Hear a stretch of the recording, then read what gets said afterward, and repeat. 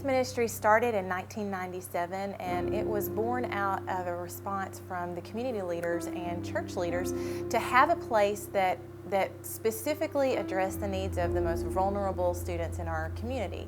We knew that we wanted to make sure that the least of these among our community were, that the resources that they needed were supplied for them, and so a group of people came together to make that happen.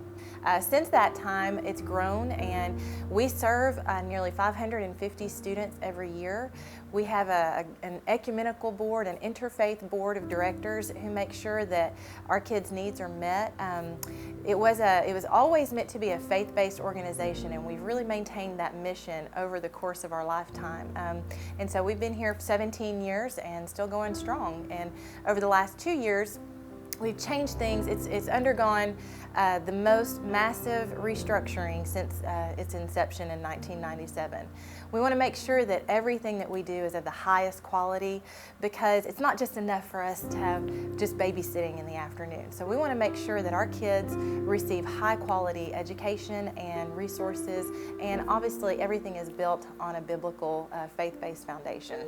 We always like to say that trying to build a successful life without access to opportunity is like trying to build a house without tools. So our job is to make sure that we provide the tools to our students that help them build a strong house. The things that we're doing are the paint on the walls, the pictures that you see when you walk through a home. Those things that are going to build the foundational belief system from which our students function. And we know that if that belief system is strong and they believe in themselves and they believe that they're resilient, that they'll be able to overcome some of the situations that we're in.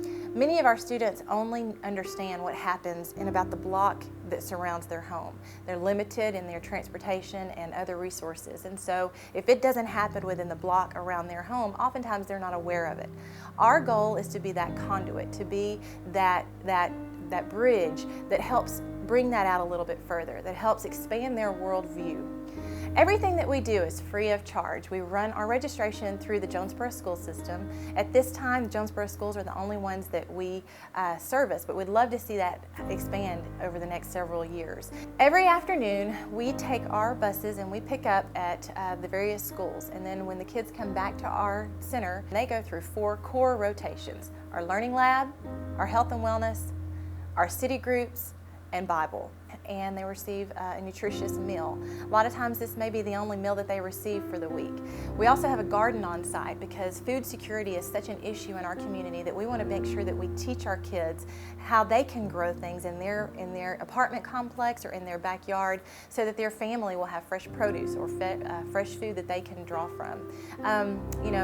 We don't like to think about it sometimes, but some of our kids, they go to the refrigerator and there's nothing there. And so part of our job is to make sure that they have the skills that they need to help provide for their family in the ways that a child can. Our community has grown so much in the last few years, and so the need has grown.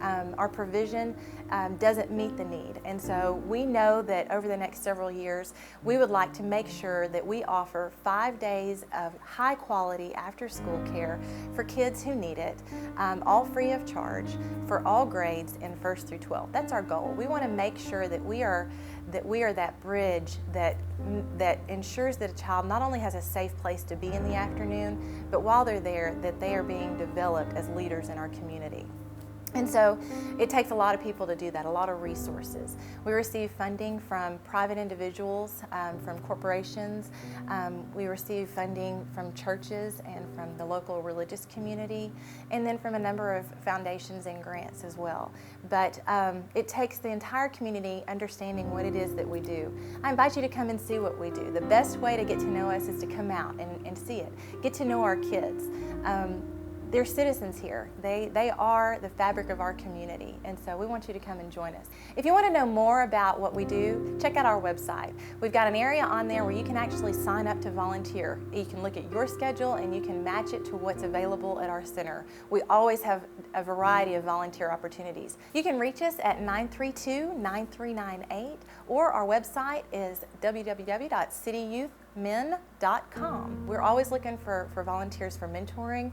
Specifically, we're looking to really improve what we can do in the area of education. We focus on grade level reading. We know that that's a priority, and so we have a number of sophisticated assessments. We have a computer lab. We want our community center to be just that. We want it to be for the community. And so that's something that we've really worked hard to restructure over the last few years. We want our families to know that they've got a place that they can come if they need to have access to a computer to make a job application. We want teachers who can come in. We work with a local bank to provide financial literacy workshops. We're trying to do everything that we can to meet the needs of our community, to improve the life skills and the things that they need to make us all better and make this community a place where we all want to be and live and improve upon what we have.